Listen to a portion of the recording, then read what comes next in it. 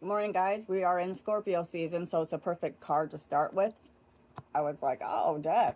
And then I realized that it was the date, Scorpio season. I think it's this reading especially is telling us that we can use that energy of Scorpio, this change, this deep emotional thing. I could feel kind of painful, like a jagged little pill at sometimes.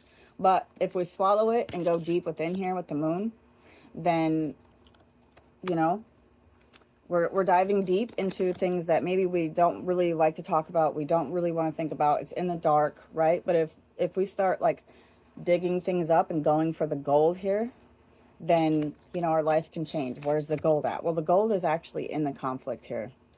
It's inside you. If, when you can arrange these in a certain order in your head, right? You take the conflict and you start arranging it and building a foundation of yourself, like your brain, of your thoughts, of how you think, what you say, it starts trickling down. Okay, so you start arranging your thoughts. Okay, so maybe sometimes we feel like we confront some of these things and we're like, dang, I could have done this different. I should have done this. I did this bad.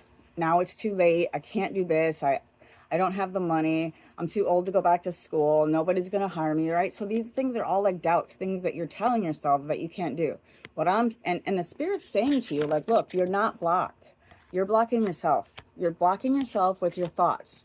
So the Spirit's saying, like, instead of thinking about what went wrong, what you can't do, all the things that, take those swords and arrange them and create a vision like this of your future, because this is what is waiting for you in your future and what you can have. And that's what the Spirit's telling you, right?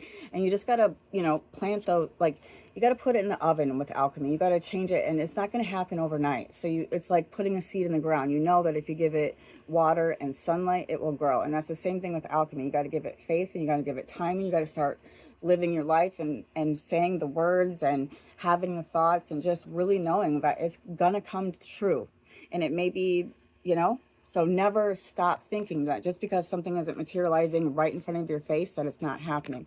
And the Spirit's telling you, though, that you need to come in, not immature and not wanting to kind of tell the truth, to kind of think about things. It's saying, like, really confront these issues, really look at them, tell the truth, get them straight in your head, accept nothing less. And then when you do that, you can clean up these burdens. And you know what you're doing? You're taking the blow out of this tower. Any tower that can happen, you're taking the blow out of it, because you've got your mind and your actions and your words straight, and you alchemize everything.